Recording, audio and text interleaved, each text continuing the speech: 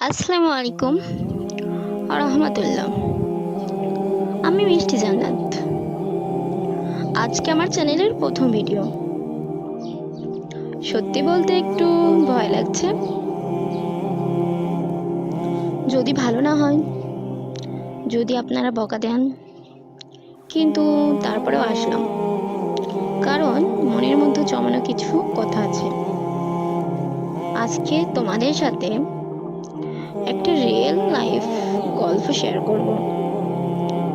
গল্পের নাম ওয়াদা। জানিয়ে বসো, স্কিপ করবা না প্লিজ। বিয়ের প্রথম 6 মাস আমাদের অনেক ঝগড়া হতো।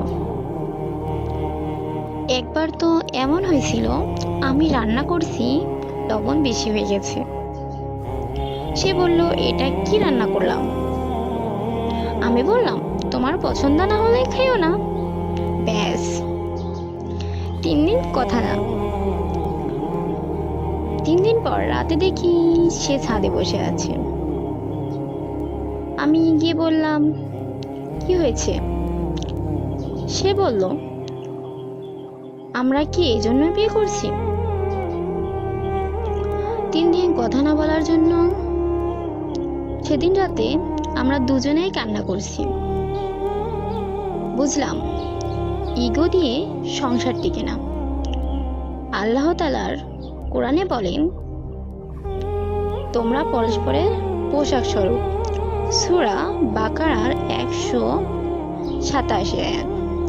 মানে কি জানো? পোশাক যেমন শরীরকে ঢাকে, গরম ঠান্ডা থেকে বাঁচায়, স্বামী স্ত্রীও তেমন। একে অপরের দোষ ঢাকবা, একে অপরকে প্রোটেক্ট করবা। তাই আমরা একটা নিয়ম করেছি, ঝগড়া হবে, রাগ হবে, কিন্তু মাগরিবের আগে মাপ চাইতে হবে। কারণ কে জানে রাতটা কার শেষ রাত। একবার আমার আব্বু খুব অসুস্থ, হসপিটালে। আমার কাছে টাকা নাই, আমি কান্না করতেছি। সে কিন্তু না বলে তার ফোনটা বিক্রি করে দিছিল। শুধু বলছিল, তোমার চোখের পানি আমার সহ্য হয় না। সেদিন বুঝছি, ভালোবাসা মানে দামি গিফট না, ভালোবাসা মানে কষ্টের পাশে থাকা। করোনার সময় আমাদের দুইজনের জব নাই, ঘরে চাল নাই। আমি বলছি, আল্লাহ কি আমাদের ভুলে গেছে? সে বলছিল, না, আল্লাহ পরীক্ষা নিচ্ছে, নামাজ পড়ো।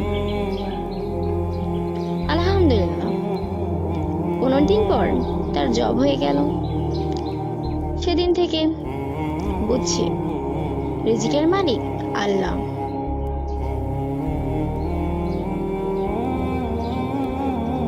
তাই আপু ভাইয়ারা, বিয়ের পর প্রেম কমে না, প্রেমটা আরো মজবুত হয়। কারণ এখন ওয়াদা আছে মৃত্যু পর্যন্ত, একসাথে এর ওয়াদা। তোমরা সবাই আমাদের জন্য দোয়া করবা, আল্লাহ যেন আমাদের জুটিটা জান্নাত পর্যন্ত রাখে। আমিন।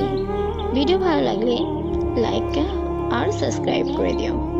কমেন্টে বলো আমাদের গল্প। পরের ভিডিওতে আবার দেখা হবে ইনশাআল্লাহ। আসসালামু আলাইকুম। ফ্যামিলিল্লাহ।